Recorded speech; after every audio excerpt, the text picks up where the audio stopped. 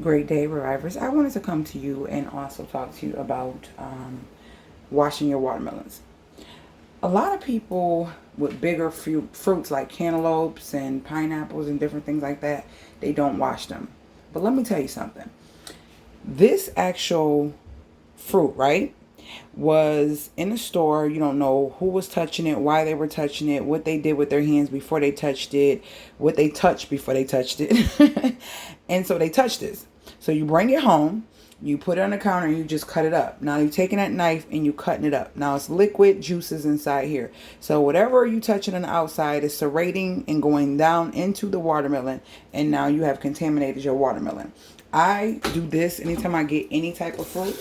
I get like a little warm water and Dawn, especially when I know it's not going to get into the fruit.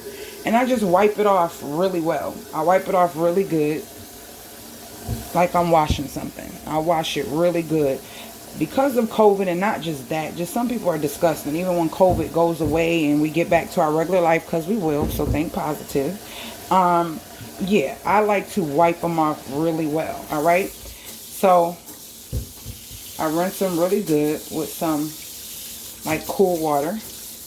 Well, that's hot, but it's about to turn cool. With some cool water. And then now you can cut it. You have cleaned it really well. Now, another thing, it's going to be 2 tips in one.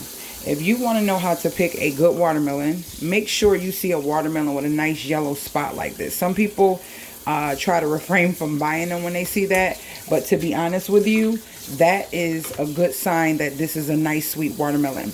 You already should have seen the food haul where I told you that Whole Foods sells the actual seeded watermelon. We have so many GMO fruits today, and it's hard to find seeded. So if you get it, grab it. If you have a backyard, learn how to grow these things yourself. If you have a place where you can grow them and you're in a nice area where you are demographics where you can grow them, try to take the seeds out of things like this that have seeds and try to start growing stuff yourself. That's going to be my goal in the future. So yeah, clean off your watermelon. Make sure you see a yellow patch like this. When you see the yellow patch, you also want to thump it. You want to get that hollow noise. If you feel like the watermelon is hollow, that means it's going to be a really sweet watermelon.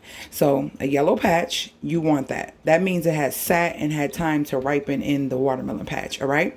And if it sounds hollow, that's a good indicator that it's really sweet. Okay, so wash your watermelons off before you eat them. You don't want to cut and take whatever's on the outside, put it in the inside, because I'm pretty sure you're not rinsing off the watermelon once you cut it. Okay, so I hope that tip was helpful and beneficial to you. If it was, put a thumbs up below. If you have any questions, put them below, and I shall see you guys later, Gators.